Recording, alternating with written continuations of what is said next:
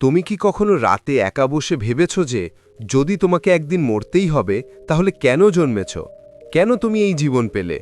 এই চিন্তা মানুষের ভেতরে এক অদ্ভুত শূন্যতা, এক ভয় এবং এক গভীর প্রশ্ন তৈরি করে।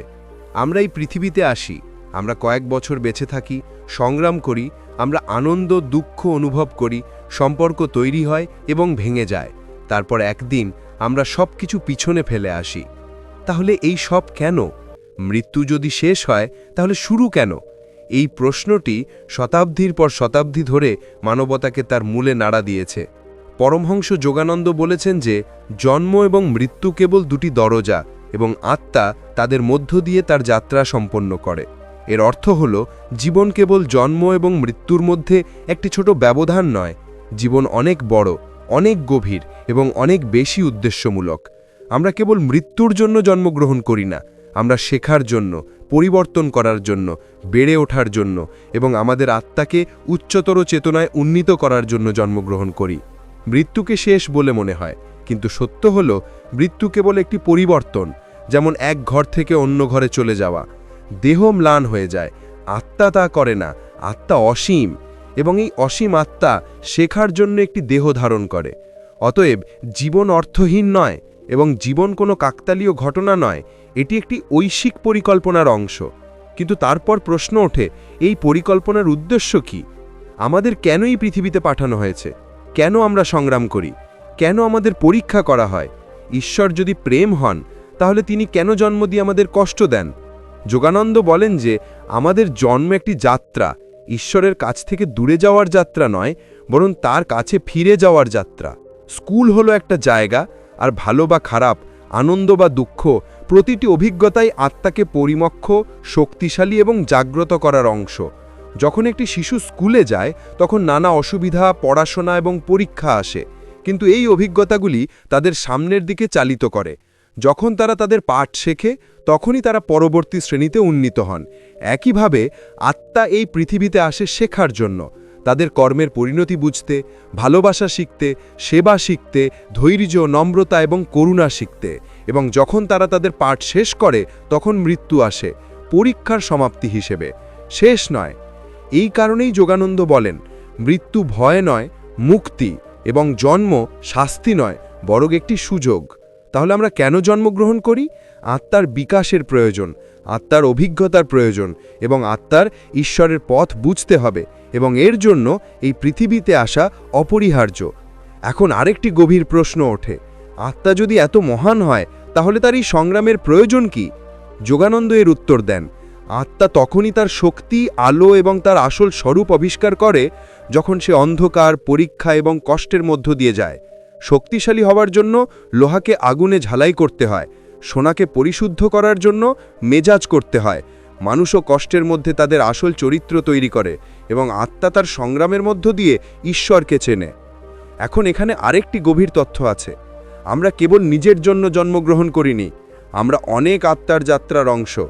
আপনার জন্ম আপনার পিতামাতা, আপনার সন্তান, আপনার বন্ধু এবং অগণিত অন্যদের জীবনকে প্রভাবিত করে। আপনি হয়তো কারোর জীবনে আলো আনার জন্য জন্মগ্রহণ করেছেন, আপনি হয়তো কারোর জীবনের পাঠের অংশ হতে পারেন, আপনি আশীর্বাদ, নিরাময় বা আত্মার জন্য রূপান্তর হিসেবে এসেছেন। ঈশ্বর প্রতিটি আত্মাকে একটি উদ্দেশ্য নিয়ে পাঠান, কিন্তু মানুষ তাদের উদ্দেশ্য ভুলে যায়। তারা মৃত্যুকে একটি শেষ এবং জীবনকে একটি বোঝা বলে মনে করে, যেখানে ঈশ্বর জীবনকে একটি সুযোগ এবং মৃত্যুকে একটি নিছক রূপান্তর হিসেবে তৈরি করেছেন।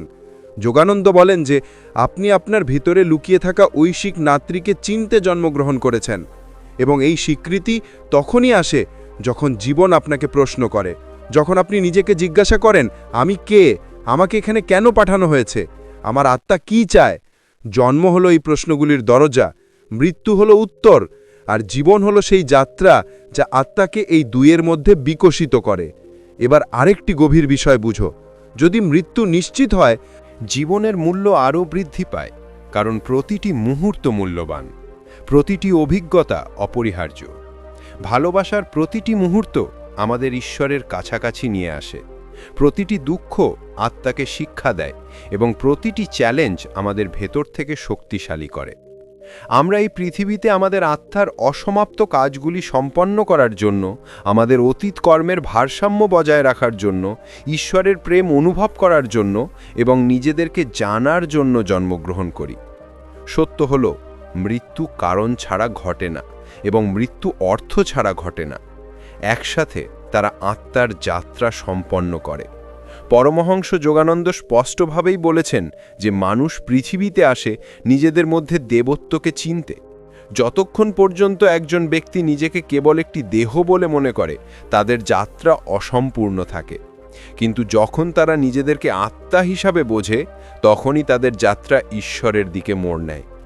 এই সত্যটি বোঝার জন্য জীবন আমাদের বিভিন্ন পরিস্থিতির মধ্য দিয়ে নিয়ে যায়। মৃত্যু আমাদের মনে করিয়ে দেয় যে শরীর ক্ষণস্থায়ী। জন্ম আমাদের মনে করিয়ে দেয় যে আত্মা চিরন্তন। জীবনের মধ্যে যাত্রা আত্মাকে জাগ্রত করার জন্য ডিজাইন করা হয়েছে, যা সে আসলে কি তা।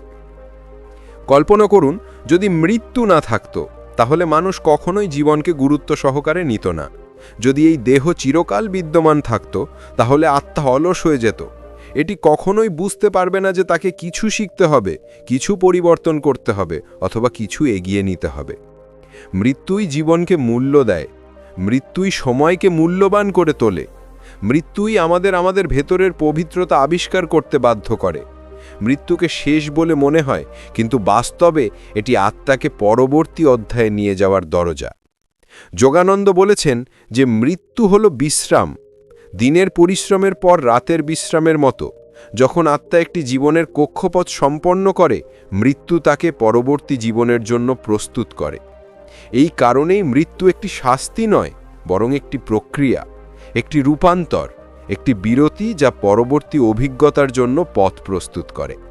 কিন্তু পুনর্জন্ম কেন? এই প্রশ্নের উত্তর কর্মের নীতিতে নিহিত। প্রতিটি আত্মা তার অতীত কর্ম, তার অসমাপ্ত কাজ, তার অসমাপ্ত শিক্ষা নিয়ে নতুন জন্ম নেয়। কখনো কখনো এই জীবন আরও সুখ নিয়ে আসে এবং কখনো কখনো আরও অসুবিধা নিয়ে আসে। এর শাস্তি বা পুরস্কারের সাথে কম সম্পর্কযুক্ত, বরং আত্মার বিবর্তন প্রক্রিয়ার সাথে বেশি সম্পর্কযুক্ত। যে আত্মা প্রেম শিখতে চায়, সে এমন পরিস্থিতিতে জন্মগ্রহণ করে যেখানে তাকে তার গভীরতা বুঝতে হবে।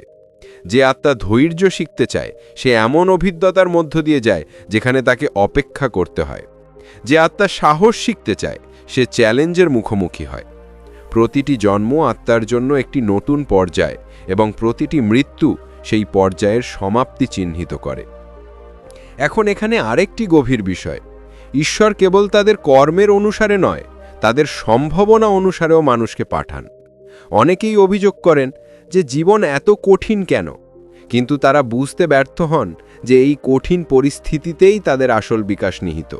যদি আত্মা একটি সহজ জীবনযাপন করত, তবে এটি কখনোই শক্তি সংগ্রহ করতে সক্ষম হতো না।